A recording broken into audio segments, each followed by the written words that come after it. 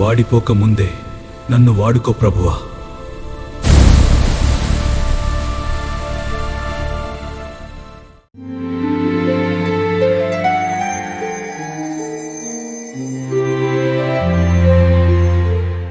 పవిత్రుడు, పరిపూర్ణుడు, పరిశుద్ధుడైన యేసుక్రీస్తు నామమున అందరికీ వందనాలు, దేవునికి స్తోత్రాలు.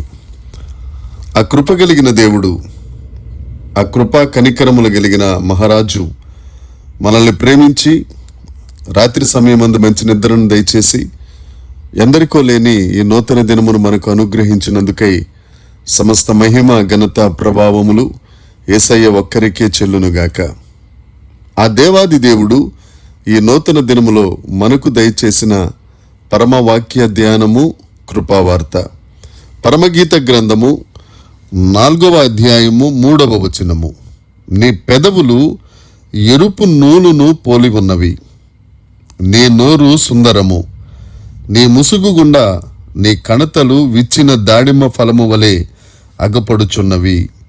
దేవునికి స్తోత్రం కలుగునుగాక, దేవునికి మహిమ కలుగునుగాక. నీ పెదవులు ఎరుపు నూలును పోలి ఉన్నవి. దేవుని యందు ప్రియమైన దైవ జనాంగమా, నిన్నటి దినమున ఎరుపు నూలును గురించి మనం ధ్యానించాం. నీ పెదవులు ఎర్రని నూలును పోలి ఉన్నవి. ఎర్రని నూలు అనగా యేసుక్రీస్తు రక్తమునకు సాదృశ్యమని, ఆ యేసు రక్తము ద్వారా మనము మన పెదవుల నుండి వచ్చే మాట పరిశుద్ధంగా, నీతిగా, దేవునికి కృతజ్ఞతాస్తుతులు చెల్లిస్తూ ఉండాలని నిన్నటి దినాన్న దేవుడు మనతో మాట్లాడారు. ఈ దినమున పెదవులను గురించి మనము ధ్యానిద్దాం. యెషయా గ్రంథము 4వ అధ్యాయము 6వ వచనము 7వ వచనం మనం చూడగలిగినట్లయితే, అప్పుడు ఆ శరాపులలో ఒకడు తాను బలిపీఠము మీద నుండి కారుతో తీసిన నిప్పును చేతబట్టుకుని నా యొద్దకు ఎగిరి వచ్చి నా నోటికి దాన్ని తగిలించి, ఇది నీ పెదవులకు తగిలెను గనుక నీ పాపమునకు ప్రాయశ్చిత్తమాయెను, నీ దోషము తొలగిపోయెను. అపవిత్రమైన పెదవులు లేకుండా పరిశుద్ధమైన పెదవులు కలిగిన వారమై దేవుని సన్నిధిలో మనం నివసించాలని దేవుడు మనల్ని కోరుకుంటున్నారు. యెషయా ప్రవక్త ద్వారా 6వ అధ్యాయంలో రాయబడిన ఈ 2 వచనాలు యెషయా ప్రవక్తకు దైవ దర్శనము కలిగినప్పుడు అక్కడ పరిస్థితులను చూచి నేను అపవిత్రుడను, అపవిత్రమైన పెదవులు కలిగిన వాడను అని కన్నీరు కార్చుచుండగా శరూపులలో ఒకడు వచ్చి కారుతో, అగ్నితో తన పెదవులను ముట్టగా ఆ పెదవులు పరిశుద్ధపరచబడెను. మన పెదవులు క్రీస్తు రక్తము చేత పవిత్రపరచబడాలి. మన పెదవులు పరిశుద్ధాత్మ అగ్ని చేత పరిశుద్ధపరచబడాలి. అప్పుడు అవి పవిత్రమైన పెదవులుగా దేవుణ్ణి మహిమపరచడానికి, దేవుణ్ణి ఘనపరచడానికి అర్హత కలిగిన పెదవులుగా దేవుడు ఆయన సన్నిధిలో వాటిని రూపొందిస్తారు. సంఘంలో విశ్వాసులమైన మనం, సంఘంలో ఉన్న పెద్దలే గాని సేవకులు పవిత్రమైన పెదవులు కలిగిన వారిగా ఉండాలి. వారి పెదవుల నుండి వచ్చే ప్రతి మాట పవిత్రంగా ఉండాలి. మన సంభాషణ ఉప్పు వేసినట్టుగా రుచిగా ఉండాలని లేఖనాలు తెలియచేస్తున్నాయి. మన మాటలు మనకే గాని, మన మాటలు వినుచున్న వారికి గాని రక్షణార్థముగా ఉండాలి. దేవునికి స్తోత్రం కలుగునుగాక. ఎఫెసీ పత్రిక 5వ అధ్యాయము 4వ వచనాన్ని మనం చూడగలిగితే, మన నోట నుండి కృతజ్ఞతావచనమే ఉచ్చరించాలి, కానీ మన నోట బూతులైనను, పోకిరీ మాటలైనను, సరసోక్తులైనను, ఉచ్చరింపకూడని మరి ఏ మాటలు మన నోట నుండి రాకూడదు. అది దేవుణ్ణి స్తుతించే పెదవులు, దేవుని మాటలు తెలియచేసే పెదవులకు అది తగదు అని లేఖనం తెలియజేస్తుంది. మన నోట నుండి వెలువడే మాటలు పవిత్రంగా ఉండాలని, అవన్నీ మేలుకరంగా ఉండాలని దేవుని యొక్క ఆకాంక్ష, దేవుని యొక్క ఆశ.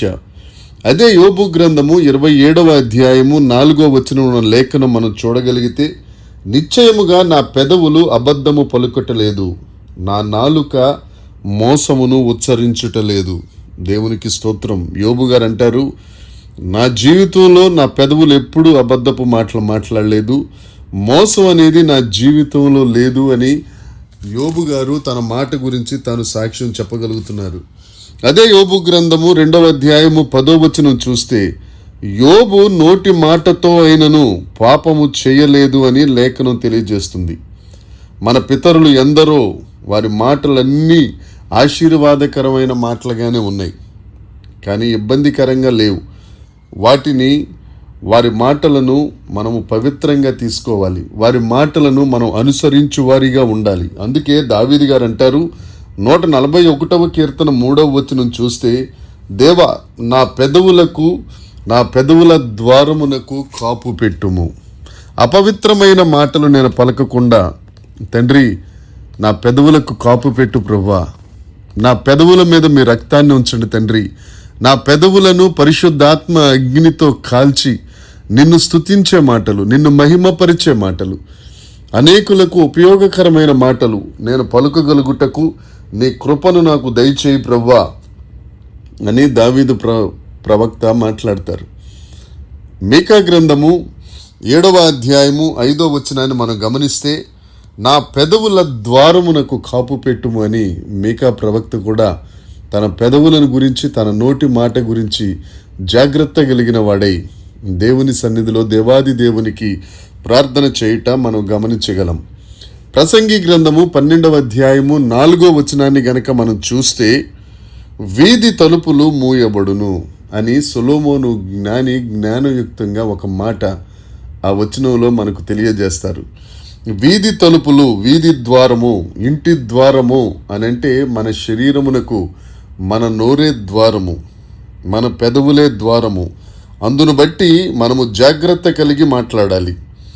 ఏ విషయంలోనైనా మనం మౌనంగా ఉండాలి అని అంటే మౌనంగా ఉండాలి, మాట్లాడాలి అనంటే మనం మాట్లాడగలగాలి. అందుకే యాకోబు పత్రికలో యాకోబు గారు అంటారు కదా, నీ నోటికి కళ్ళెం పెట్టుకో. మన నోటికి కళ్ళెం పెట్టుకోవాలి. ఆ కళ్ళెం యొక్క చివరి భాగం దేవుని చేతిలో ఉండాలి. నీ నోటికి కళ్ళెం పెట్టుకుని ఆ కళ్ళెం కూడా నీ ఆధీనంలో ఉంటే నువ్వు ఇష్టం వచ్చినట్టు నీ ఇష్టానుసారంగా మాట్లాడతావు, ఇష్టానుసారమైన సలహాలు ఇస్తావు, ఇష్టానుసారమైన రకరకాల దూషణ మాటలు మాట్లాడతావు. నోటికి కళ్ళెం పెట్టుకుని ఆ కళ్ళెం యొక్క చివర ఆ యేసుక్రీస్తు ప్రభు చేతిలో ఉన్నప్పుడు ఆయన మాట్లాడమంటే మనం మాట్లాడగలుగుతాం. ఆయన మాట్లాడక్కర్లేదు అని అంటే మనం దేవుని సన్నిధిలో పెదవులు కదపకుండా మనం ఉండగలుగుతాం. దేవుని యందు ప్రియమైన వారలారా, షోలమిత అంటుంది కదా, నా పెదవులు ఎరుపు నూలును పోలి ఉన్నవి.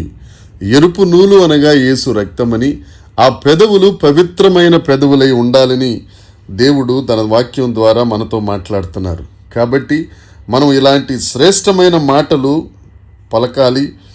ఆ శ్రేష్టమైన పెదవులు, ఆ శ్రేష్టమైన యేసుక్రీస్తు రక్తం ఆ పెదవుల మీద ఉన్నప్పుడు ఆ దేవుణ్ణి స్తుతించువారిగా, ఆ దేవుణ్ణి ఆరాధించేవారిగా, ఆ దేవుణ్ణి మహిమపరిచేవారిగా మనం ఉండగలుగుతాం.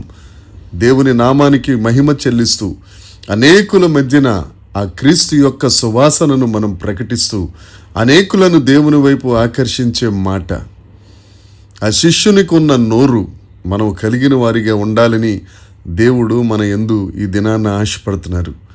దేవుని యందు ప్రియమైన వారలారా, మన మాటలు ఎలా ఉన్నాయి? ఉప్పు వేసినట్టుగా రుచికరంగా ఉన్నాయా? మన మాటలు కృపాసహితంగా ఉన్నాయా? మన మాటలు యేసుక్రీస్తు ప్రభువును మహిమపరిచేవిగా ఉన్నాయా? మన మాటలు దేవుని రాజ్యమును విస్తరింపచేసేవిగా ఉన్నాయా? లేకపోతే మన గురించి మన గొప్పతనం గురించి, మన అతిశయం గురించి చెప్పుకునేవిగా ఉన్నాయా? ఒకసారి ఆలోచిద్దాం. దేవుని మాటలు మనకు ఉపయోగకరంగా ఉంటాయి, వినువారికి కూడా యోగ్యకరంగా ఉంటాయి కనుక దేవుని రాజ్యాన్ని విస్తరింపచేస్తూ అనేకులను ఆ దేవుని రాజ్యానికి ఆకర్షించేవారిగా మనం ఉండునట్లుగా దేవుడు మనందరికీ తన కృపను విస్తరింపచేయునుగాక. దేవుడు ఈ మాటలను దీవించునుగాక. ఆమేన్. ప్రార్థన చేసుకుందాం. పరలోకమందున్న మా తండ్రి, పరిశుద్ధుడైన మహాదేవుడా, నీకు వందనాలయ్యా. దేవనైనా మీరు మాట్లాడిన ఈ దిన వాక్యమును బట్టి నీకు స్తోత్రం. నీ పెదవులు ఎరుపు నూలును పోలి ఉన్నవి.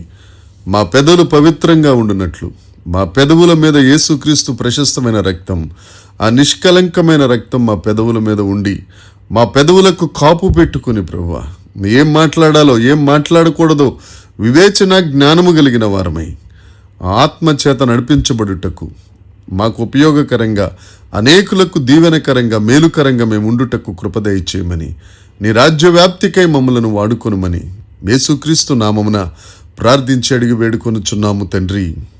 ఆమెన్.